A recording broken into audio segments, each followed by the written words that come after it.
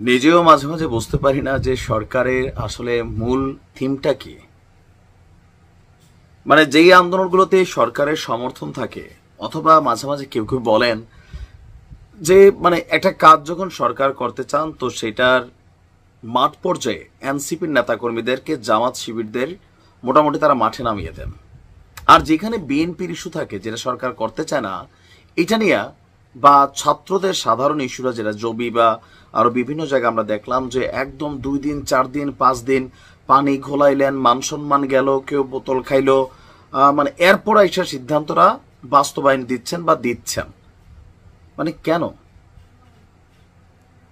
এখন এই যে দিন শেষে আপনি দেখেন মেয়রের পদ নিয়ে ইশরাকের ইস্যুতে যে পরিস্থিতি তৈরি হচ্ছে, এই পরিস্থিতিতে ফাইনালি সিদ্ধান্ত তো দিবেনই, কিন্তু এর মাঝখানে আসিফ মাঝখান থেকে তার ছবির মধ্যে জুতা পিটা খাচ্ছে। ইশরাকের ইস্যুতে বিএনপি কঠিন আন্দোলনের হুঁশিয়ারি দিচ্ছে। ইভেন আজকে ডক্টর ইউনূস সরকার গায়ের জোর খাটাচ্ছেন। এই যে শব্দগুলো, যে ডক্টর ইউনূসকে সবাই সম্মানের জায়গায় রাখতো, শুধুমাত্র শেখ হাসিনা এবং আওয়ামী লীগ প্রতিদিন ধুইত, সেই একই কাজ এখন ঘুরা ফিরে কিন্তু আস্তে আস্তে সবাই করছে।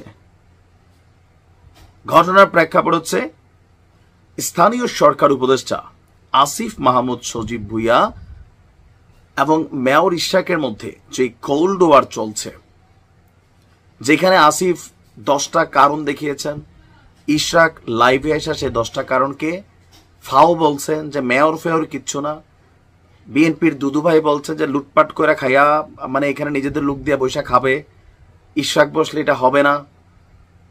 অবশেষে আমাদের রিজভী সাহেব বলছেন যে স্থানীয় সরকার উপদেষ্টা আসিফ মাহমুদ সজীব ভুইয়ার বয়স অনেক কম, হঠাৎ গুরুতর রাষ্ট্রীয় দায়িত্ব পেয়ে গেছেন, এই জন্য তার কথাবার্তায় ভারসাম্যহীনতা রয়েছে। অনেক সময় কিন্তু আছে, আমরা দেখছি আসিফ অনেক সময় অনেক কর্মকাণ্ড করে। যেমন তার বাবা একটা লাইসেন্স নিছে, 1 মাস হয়ে গেছে, সে জানেই না, পাবলিকরে ভোদাই মনে করে।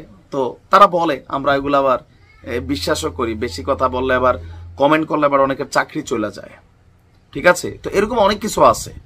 তার এপিএস 311 কোটি টাকার মামলায় ঝুলে, আসিফ জানে না, আমাদেরকে এটা ভোদাই হিসাবে বিশ্বাস করতে হবে। মেয়র ইশরাকের ইস্যুতে এটা সরাসরি ডক্টর আসিফ নজরুল এবং উপদেষ্টা আসিফের একটা সিস্টেম অথবা এনসিপির পছন্দ না, এটাই তো স্পষ্ট। মানে যা চাচ্ছে হচ্ছে। 5 দিন ধরে মানুষ আন্দোলন করতেছে, আপনাদের মান সম্মান প্রকাশ্যে এই আপনাদের সরকারের আমলেই ছবির মধ্যে জুতার পিটা, বাস্তবে পেলে এখানে গাড়াই ফেলবে। এখন যেই নমুনা বিএনপির ইশরাক আবার নেতাকর্মীদেরকে শান্ত হওয়ার জন্য বক্তব্য দিচ্ছে যে দেখো এগুলা ঠিক না, কাউকে ছোট করো না, এগুলো আবার পাবলিক বুঝে। মানে একটা রঙ্গমঞ্চ তামাশা চলতেছে। তো সরকার বিএনপি নেতা ইশরাক হোসেনকে শপথ নিতে না দেওয়ার জন্য গায়ের জোর খাটাচ্ছে বলে অভিযোগ হচ্ছে বিএনপির। আর আমরা যদি দেখি আপনার আদালতের রায় ঘোষণার পরও ইশরাককে শপথ নিতে দেওয়া হচ্ছে না অভিযোগ করে রিজভী বলছেন এখানে অন্তর্বর্তী সরকার গায়ের জোর খাটাচ্ছে। তার প্রশ্ন, চট্টগ্রামে ডাক্তার শাহাদাত মেয়র হতে পারলে ইশরাক কি দোষ করলো? অর্থাৎ সরকার গায়ের জোরে ইশরাককে মেয়র হতে দিচ্ছে না। 24-এর গণঅভ্যুত্থানের প্রকৃত অপরাধীদের এখনো বিচারের মুখোমুখি করা হয়নি, কাজের চাইতে আকাজই বেশি করছে অন্তর্বর্তী সরকার। তখন তিনি বলছেন যে বিশ্ববিদ্যালয়ের শিক্ষকরা যখন আবাসনের দাবিতে যমুনার দিকে যায়, তাদেরকে ডান্ডা মেরে ঠান্ডা করা হয়, পুলিশ লেলিয়ে দেওয়া হয়, শেখ হাসিনাও যেভাবে পুলিশ লেলাতো। আর এখন বিএনপির ইস্যুতেও সরকারের একই ভূমিকা দেখা যাচ্ছে, যেখানে এনসিপি হিসাবে কিংস পার্টিকে ঠান্ডা, ওয়াটার গানের বাতাস, তারপর বাবা বাবা সোনামণি, এরকম টাইপের আদর করা হচ্ছে। এগুলো দেখার পরে এই সংস্কার, এই কি মানে চলতেছে, উপদেষ্টাদের বক্তব্য, তারপর হচ্ছে এনসিপি নেতাদের বক্তব্য যে ভাই আসিফরা আমাদের টিম না, আসিফ বলে আমরা ভাই সরকারের সাথে কানেক্টেড, আমরা এনসিপি চিনি না, আমি তো মানে এখান থেকে যাওয়ার পর অন্য কোনো রাজনৈতিক দলেও যাইতে পারি। এই যে গল্প কিচ্ছা কাহিনী, এদের অবস্থানটা এরা কতটা হালকা করছে জাস্ট এই 8 মাসে, গত 1 সপ্তাহে এগুলো মানুষ দেখছে আর হাসছে যে ক্ষমতা নিয়ে কামড়া কামড়ি শুরু হয়েছে। কেন ভাই?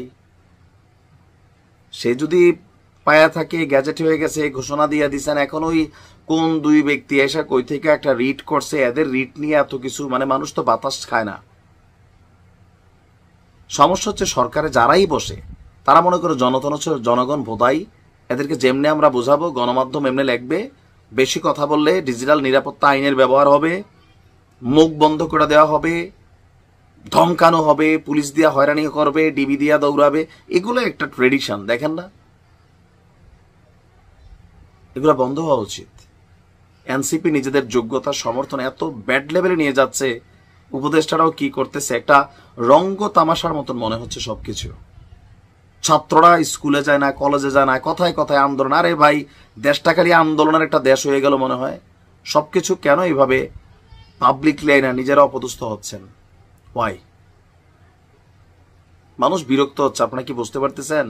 পরিস্থিতি আজ করতে পারতেছেন? জাতি যা উড়াই, এটা আপনার মাথায় রাখতে হবে।